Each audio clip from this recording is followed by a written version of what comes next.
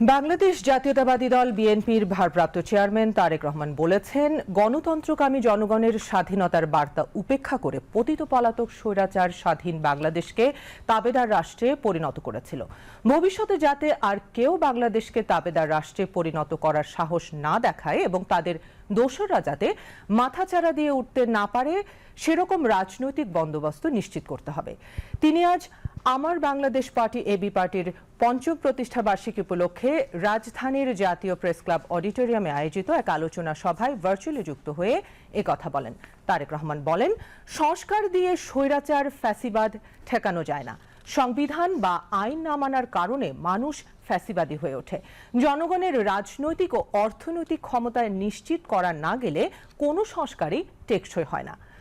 জাতীয় নাগরিক পার্টি এনসিপির সভাপতি মোহাম্মদ নাহিদ ইসলাম বলেন, বিচার চলাকালীন অতি দ্রুত আওয়ামী লীগের নিবন্ধন বাতিলের পাশাপাশি সাংগঠনিক ও রাজনৈতিক কার্যক্রম নিষিদ্ধ ঘোষণা করতে হবে। বিচারের মাধ্যমে চূড়ান্ত ফয়সালা করতে হবে।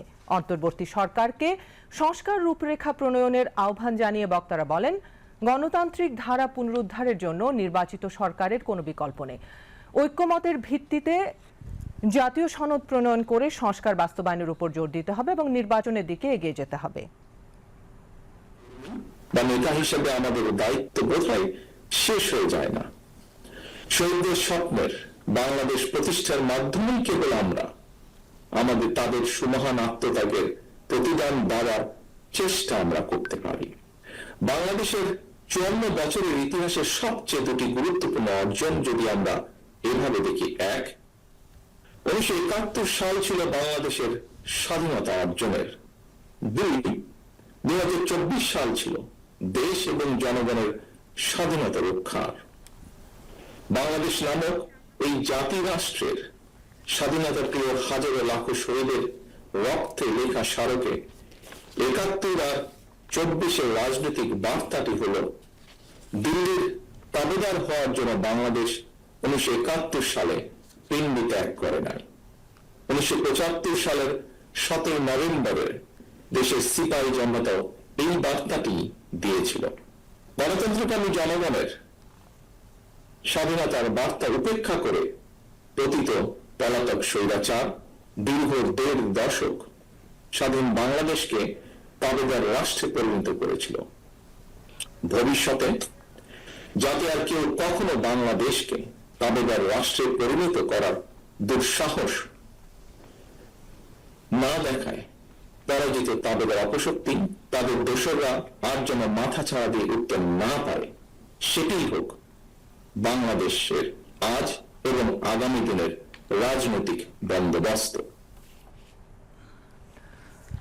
অনুষ্ঠানে এবি পার্টির প্রতিষ্ঠাতা আহ্বায়ক অধ্যাপক AFM সুলাইমান চৌধুরী এবং সভাপতি মুজিবুর রহমান মঞ্জু, জাতীয় নাগরিক পার্টি এনসিপির সভাপতি মোহাম্মদ নাহিদ ইসলাম, জাতীয়তাবাদী গণতান্ত্রিক আন্দোলন NDM এর চেয়ারম্যান ববি হাজাদ, গণসংহতি আন্দোলনের প্রধান সমন্বয়ক জুনায়েদ সাকি, গণ অধিকার পরিষদের সভাপতি নুরুল হক নূর, বাংলাদেশ খেলাফত মজলিসের আমির মাওলানা মামুনুল হক, বিপ্লবী ওয়ার্কার্স পার্টি সাধারণ সম্পাদক মোহাম্মদ সাইফুল হক, রাষ্ট্রবিজ্ঞানী দিলা চৌধুরী সহ বিভিন্ন রাজনৈতিক দলের কেন্দ্রীয় নেতৃবৃন্দ বক্তব্য রাখেন।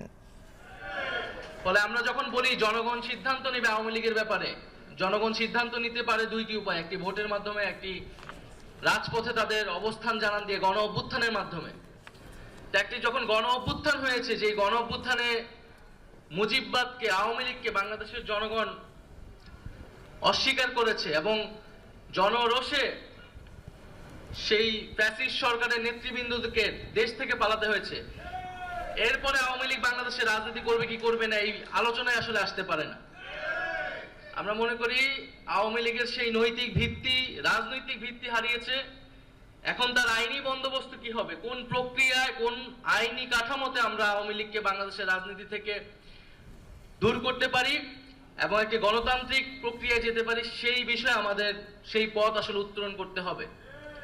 তো সেই জায়গায় আওয়ামী লীগের নিবন্ধন বাতিলটা এই সময় অতি দ্রুত সময় আসলে করা উচিত। বিচার চলাকালীন সময়ে সাংগঠনিক রাজনৈতিক কার্যক্রম নিষিদ্ধ ঘোষণা করতে হবে এবং বিচারের মধ্য দিয়ে আওয়ামী লীগের একটা চূড়ান্ত ফয়সালা হয়তো আমরা পাবো। দ্বিতীয়ত, সংস্কারের কথা সকল রাজনৈতিক দলগুলাই বলছে। আমরা বলছি যে একটা মৌলিক সংস্কারের জায়গা আমাদের ঐক্যমত হতে হবে, যেই সংস্কারের মাধ্যমে শাসন ব্যবস্থা এবং ক্ষমতা কাঠামোর পরিবর্তন হতে পারে।